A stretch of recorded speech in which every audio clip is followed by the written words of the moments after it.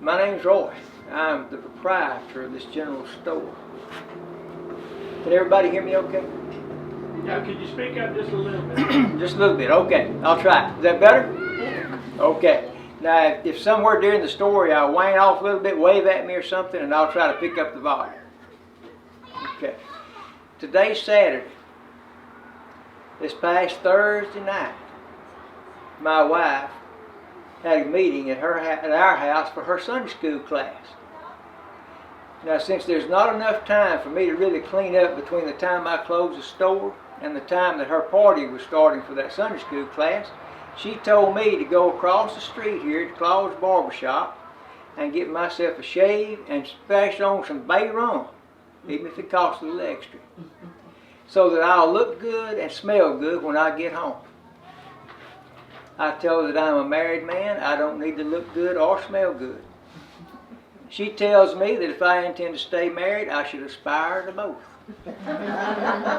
So, when things got a little slow in the evening at the store, I decided that I'd go over to the barbershop and get my shave and my bay rum. So I left the store in the able hands of my assistant and walked over. Just as I went in the door, old Jim from the hotel over here comes in right behind me. Now, Jim's the sort of fella that he's busier than anybody else. I know y'all seen people like that. Don't ever do nothing, but he's busier than everybody else. So I don't ever mind giving my place in the barbershop to him. Now, the guy over at the delivery stable here and the hotel and the barbershop, now we've discussed this before. We don't see that old Jim does anything, because his wife Dora and their two girls, they do everything over there. They do the cooking, the cleaning, the whole bit. So nothing for Jim to do except get the money out of the way so a stranger coming through won't fall over it that we can see. But anyway, Jim parked himself right there in the chair to get his hair cut. I sat down over there, and we're sitting there talking. And in a few minutes, there is another chair up here if you'd like to sit down. Yeah. In a few minutes, there's a fellow comes from in the back of the barbershop where the bathtub and all is. And he walks over, and of course he speaks, and when we speak to each other, and we're nice. But we got a new fella in town here. Well, of course, y'all know how that works. We want to know who he is, what he's doing there, where he come from, the whole bit. So he sits down there and proceeds to tell us that he's been down with some people in the Navidad River area for a while. And he's going up to meet some friends of his, and they're going up into the Indian Territory. Well, outside of town here, he had a horse that kind of had a loose shoe, so he decided to stop and get that taken care of. And as long as he was going to be here anyway, he was going to really splurge and spend the money and sleep in a real bed, just in the lap of luxury. Eat somebody else's cooking and the whole bit. And while he's at it, he's going to get him a bath and a haircut and a shave, but no bay rum. So I didn't figure he was married. So as we're sitting there talking, he says he's going to tell us some things that have happened down in the Navidad region just in the last little while, and it ended up right before he left. But he said several months ago that things started happening down there that people couldn't explain. So there was folks that noticed that just a few ears of corn was gone out of the corn crib. One fellow noticed that some of his sweet potatoes were dug up during the night, and they took them with them. So people were talking about that, but nobody ever saw anything. No sign of it. Little bitty feet print leading off, but that's all they saw. Well, there was a fellow lived down around there by the name of Hall. And Mr. Hall had a big old plow, heavy one. Kept it tied to a tree with a 30-pound chain. Well, one morning Mr. Hall goes out there and his plow's still there. But his chain is gone. And there's nothing going across the lawn or across the dirt there that says that somebody drug it off. So it had to be toted. Didn't know what in the world that was about. Well, Mr. Hall had also made a seine net by hand, tying rope and stuff together. Well, he and another guy went off down to the river and strung that thing across there. The next morning, half the net was gone. Now a few days later, Mr. Hall goes out to the barnyard. There's his chain, polished up to a high metallic glow, and it's back. He goes in the house to tell his wife, and she says yes, but we're missing a half a loaf of bread and a half a pitcher of milk. And that's one thing that was common in all this. If he ever got anything, he just got half of it.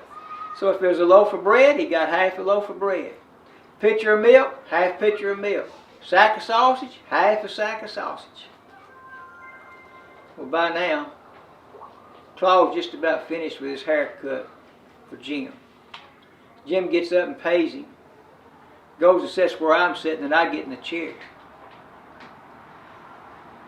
And Jim asked Mr. Wilson to please continue his story.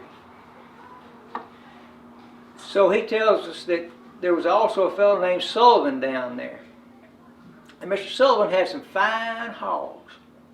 So he built a nice pen there at his house so that the hogs wouldn't get too far from home and get eaten up by a panther or a wildcat or something. Well, one morning Mr. Sullivan goes out there, and in his pen with those fine hogs is a little old pig. Long old snout, skinny as a rail, hardly no bones, or no meat on no bones. I mean, he's bad. And that thing has come up there and put that little old pig in that pen and taken one of his prized 200-pound hogs and gone with it. Now all this is happening, and every time there's nothing happens. No dog barks, nothing. So this thing, true to form, has come up there with this little old pig. The pig never squealed. He passed the dogs, and the dogs never barked. And these are dogs that's done business with old Papa Coons and stuff like this. They're tough dogs. And not even the prize hog said a word all during the night. But they're gone. Well, the folks finally decide that they're going to have to do something about it, bad as they hate to, because nobody's being hurt. It's just taking stuff to eat. Well, they decide they're going to get together, and they pick a nice cold morning to go down to Devil's Pocket. Now, Devil's Pocket, as Mr. Wilson describes it, and I've never been down there, so I don't know what it looks like. But he says there's all kind of briars and stuff in there to stick you. It's a home to water moccasins and rattlesnakes. Got big old tall trees with the moss hanging off the limbs. And the foliage is so thick that even when the sun's up high in the sky, it's still dark in there. So they surround this thing as best they can. And they all go in together. And finally, a dog trees it. And by that time, Claude finishes up with my shave, wipes me off with a nice warm towel, and puts on the bay room. We all just sit there. Claude leans up on the back of the chair and don't even ask me for money. And we listen to Mr. Wilson tell his tale. So here's this thing they got treed. It's terrifying. Looks like a caged animal of some sort that's caught in a trap. And he's covered head to toe in long white hair. And he's a little bitty fella. You know, he's not very big at all. Well, somebody finally gets him out of the tree. They take him back to town. Put him in the jail. Then they start sending word out all over the country to anybody they think may know something about him. And ask him if they know anything about this animal. If it's whatever it is that they've caught. They don't know what it is. They still think it's a thing. Nobody knows anything. And then just out of the sky, it seemed, in comes a sailor to town. And this sailor tells them that he'd like to see the thing. They take him down to the jail, in they walk. And he starts talking to him just like he's known him forever. But he's talking in a language none of them ever heard. And the ones that's been around Indian tribes and know some of that, it wasn't any of that. They didn't know what he was speaking, what he was saying. Well, the sailor tells them that a few years ago he lived for quite some time with a tribe in Africa that looked just like this little thing. And they had a way of making metal shine like gold, which explained Mr. Hall's chain. But it didn't explain how they could walk by the dogs of that pig, and the pig wouldn't squeal, and the dogs wouldn't bark, and the hogs wouldn't say anything. So the sailor wanted him, and they let him go with him, and they left town together. A few days after that, they got word that the thing had separated from the sailor, and he thought it was back in Devil's pocket. But nobody had seen him by the time Mr. Wilson left. But there was one old fella down there that said he didn't think that this was a mortal thing like the rest of us that live here on this earth. And he thought he wouldn't die a death like we die. He thought that it was like the mist that rose from the Navidad in the morning. And then when the sun came up, it would just go away. We all just sat there for a while. I got up and paid Claude for my shave. Jim and I shook hands with Mr. Wilson, wished him well on his trip. We went back to our business. Mr. Wilson crawled in Claude's chair for his haircut and his shave with no bay room. And that is the end of the story.